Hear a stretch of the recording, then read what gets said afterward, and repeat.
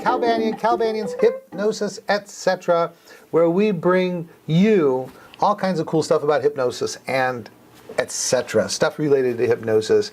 And I am right in the middle of the Dead series. That's right. If you're watching this anywhere except calbanyan.com, right there, go there now, because right below this video, right down there, is additional text, graphics, links, and stuff like that that just make these videos a lot more valuable. There's people out there that on the web, they subscribe to this, and then they put the same videos on their website just because it's such good content. And then you know what? But they don't have the good stuff down there. They just have the videos. So if you're watching this anywhere except calbanyan.com, go there now. Hey, this is going to be another all Cal episode. I've got it all arranged. Next episode is going to be with a co-host. And I don't know exactly when you're going to watch this one. I think you're going to watch it just before I do the next bunch of videos with Meredith.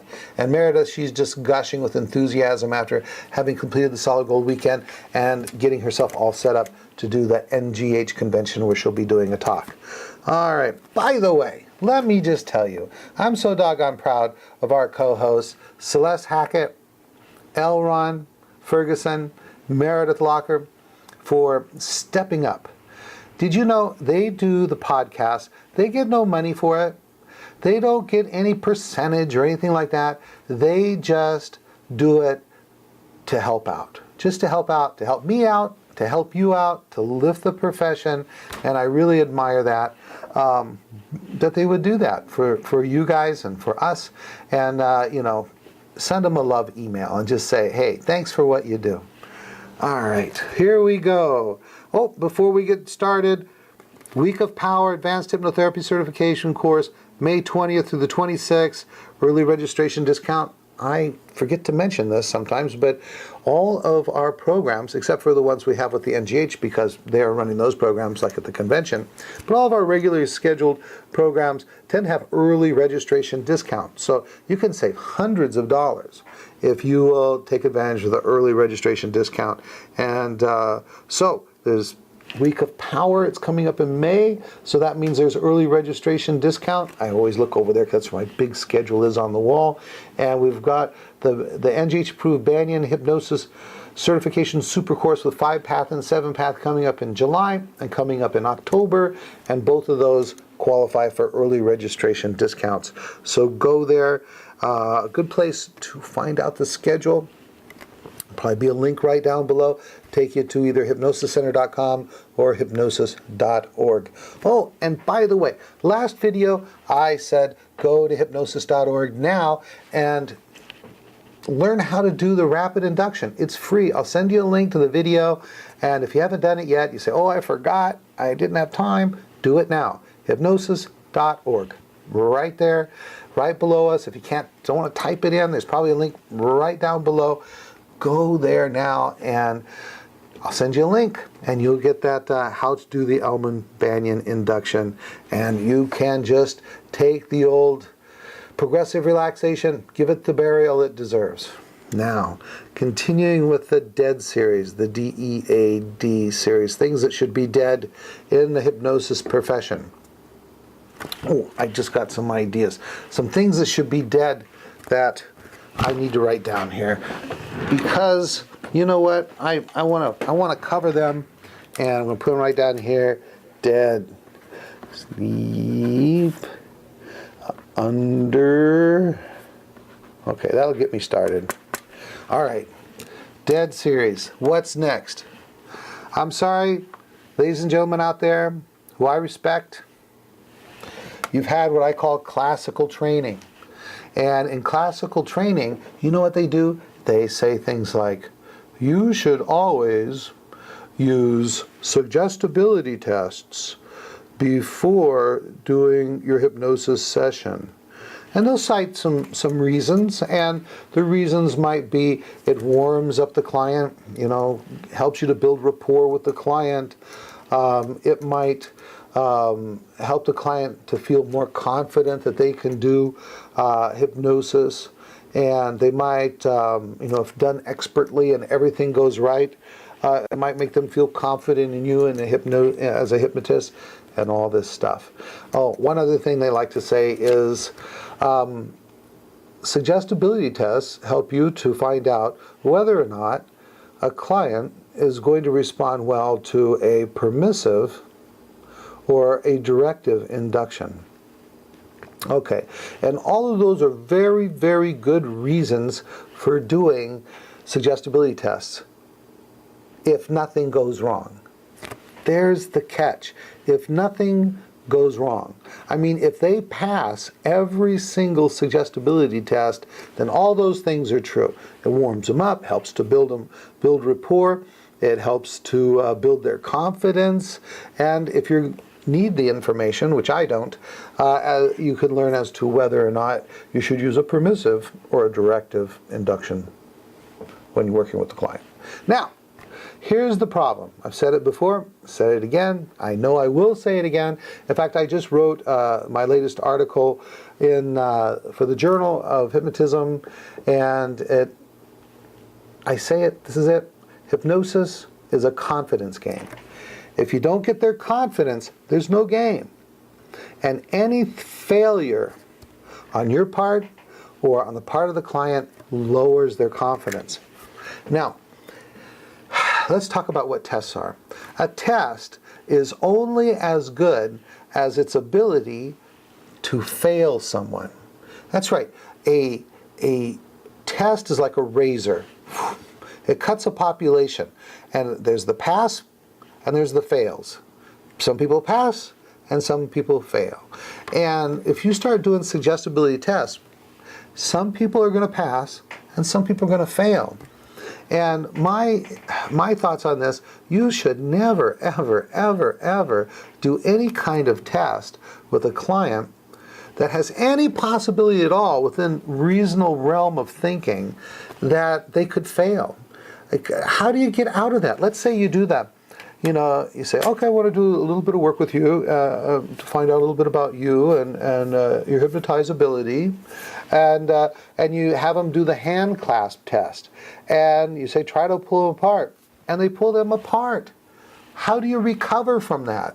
Oh, that wasn't important. Don't worry about it. They know that you're not being truthful. What if you do the hands rising and falling test, and they open their eyes and their hands are like right even? How do you recover from that? Okay, so I say don't do suggestibility tests because there's at least some probability, a significant probability that they could fail. And if they fail the test, then their confidence will go down. And if low confidence in you, low confidence in hypnosis, low confidence in themselves to be hypnotized, will absolutely rob your client of his or her potential for success when using hypnosis. So don't do them. I know, I can already feel the heat. People going, oh, I got to write that Cal. I'm going to write him an email. Don't write me an email. Put a comment down there. If you think I'm wrong, tell me why. I am a logical guy. I reserve the right to change my mind when I am confronted with truthful, logical, significant information contrary to my beliefs. So if you think that I am wrong, just put down there in the comments section, Elman-Banyan, you are wrong about suggestibility tests because you know why? Because number one, number two, number three, I'm not afraid of the truth, and neither should you. But the truth is, in my experience and logic of the mind, that a test is only as good as its ability to fail someone. And so if these are true suggestibility tests, then they have the ability to fail some people. And when you fail people in a session or in the beginning of a session or before you do a session, that's the worst possible thing that you could ever do. That you could ever do to your client just before you get started. So don't do it. Now another thing is this idea of, well, you know, doing the suggestibility tests, you see, I don't know if you know about suggestibility tests, but some of them are more directive and some of them are more permissive, more authoritarian or maternal, paternal, maternal. this kind of stuff. And what they would do is, if these people who are proponents of suggestibility tests, they'd say, okay, I'll give them a maternal suggestibility test and then a paternal suggestibility test, directive and non-directive. And then whichever one they respond best to, that's the kind of induction I'll use, because there are some inductions that are more maternal and some that are more paternal. More non-directive, more directive. More permissive, more non-directive. However you want to think about it.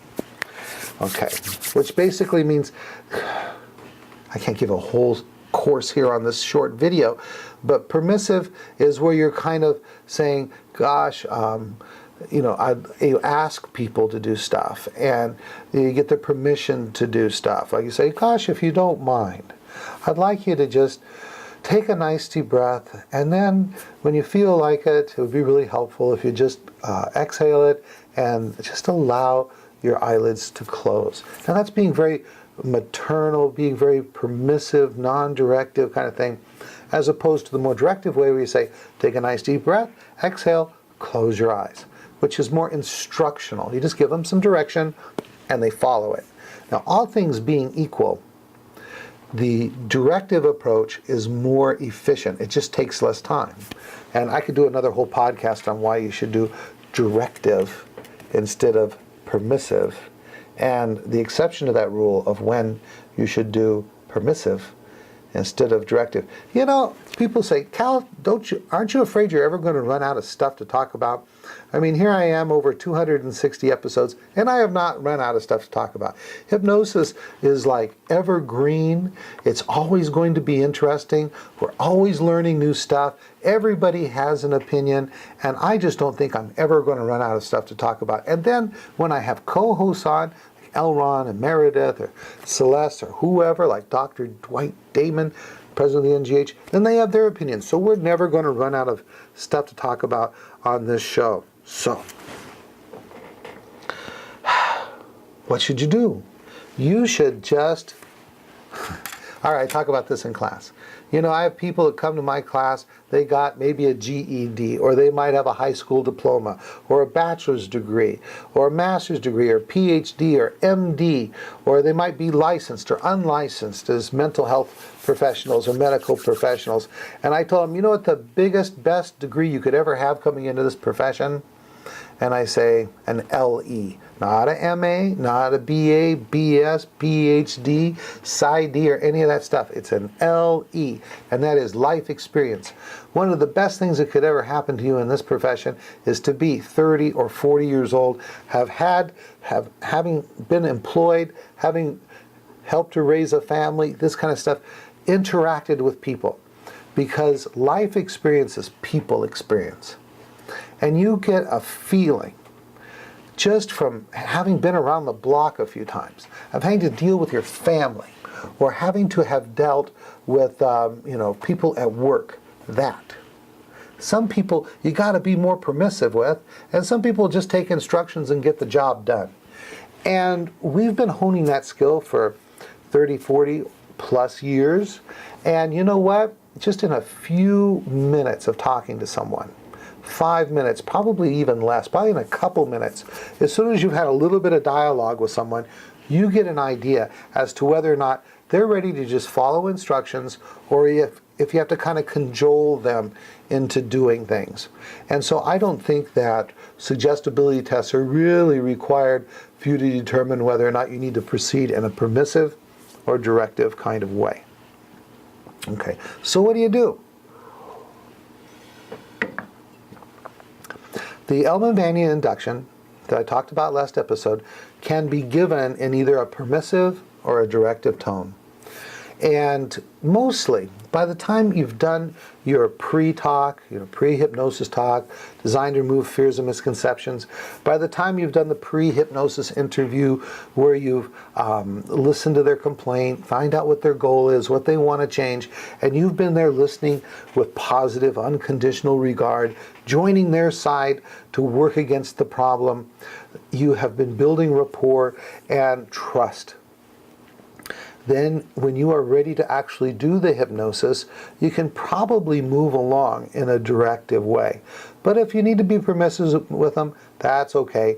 Be permissive, but as soon as you can, move into that more directive mode. And I want you to think of directive mode as just giving directions, as opposed to being having to get permission and cajoling them to do everything.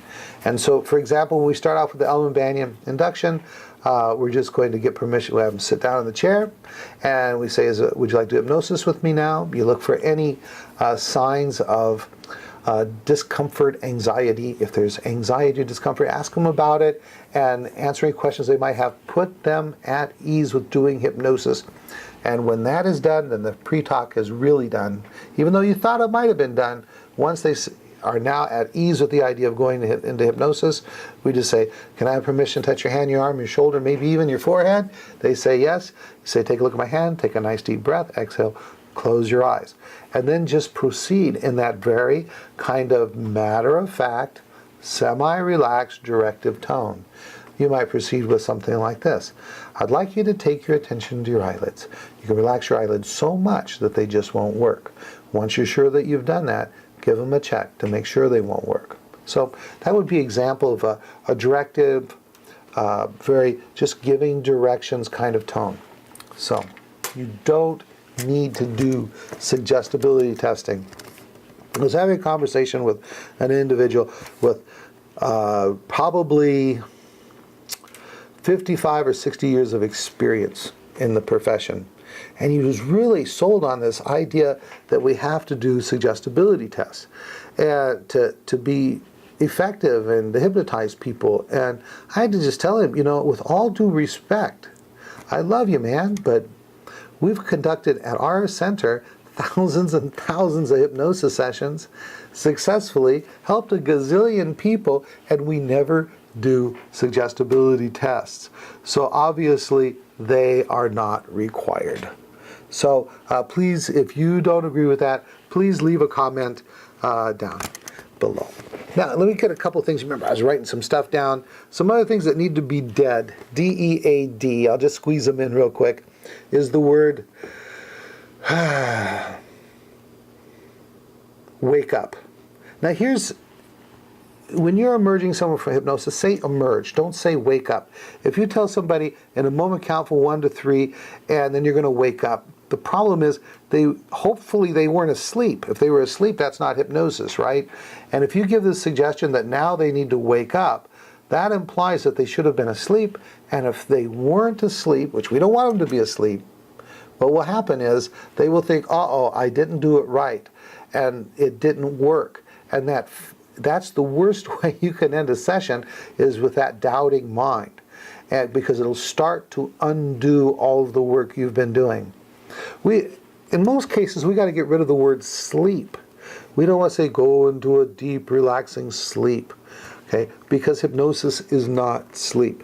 The only exception is when you do something like my 8-word induction. And gosh, you can just type into Google Elman-Banyan 8-word induction, and you'll find information on that, on how to do that 8-word induction, which is even better than the Elman-Banyan induction because you can do it in about 4 seconds. Once you get that down, you can do the 3-word induction, which takes about 2 seconds. And then you can spend all of your time with the client doing quality stuff. So the exception to the word sleep is in the 8-word induction, we say the word sleep. And it's okay to do that if at first we tell our client, which we routinely do in our pre-talk, if the hypnotist used the word sleep, it's just kind of like short for close your eyes, go deeply relaxed. Sleep means close your eyes, go deeply relaxed, as if you were asleep. Okay? And once they know that, then it's okay to use the word sleep in an induction. But generally, in every other case, avoid the word sleep. Don't use the word, here's another word that should be D-E-A-D, dead. Dead.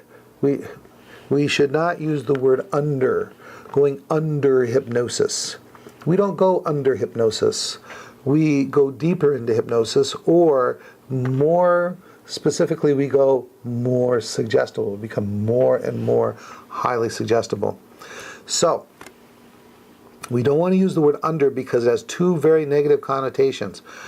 Under anesthesia, chemical anesthesia, we don't want to use the word under hypnosis because they'll think like under anesthesia. And when you're under anesthesia, you are unconscious. When you're in hypnosis, you're conscious. You'll hear things that are going on around and stuff like that. So you do not want to imply to them by using the word under that they're going to be unconscious, because then when they're not unconscious, they think that they failed. That undermines everything you do. The other reason we don't want to use the word under is because what's the other thing that people become under? Under a spell, under the influence of someone else. And so we don't want to use or a drug or alcohol or something like that. We don't want to use the word under. It is DEAD, and that's it. All right, I am out of time. Make sure you join Facebook and go to facebook.com/hypnosis, etc. You'll get the latest and greatest information about this program.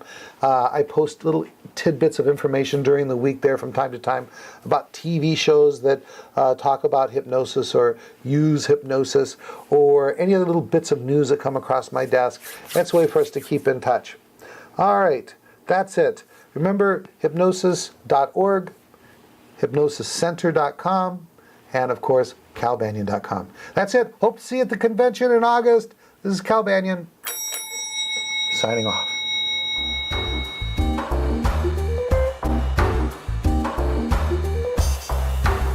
This recording is the property of Cal Banyan and the Banyan Hypnosis Center for Training and Services, Incorporated.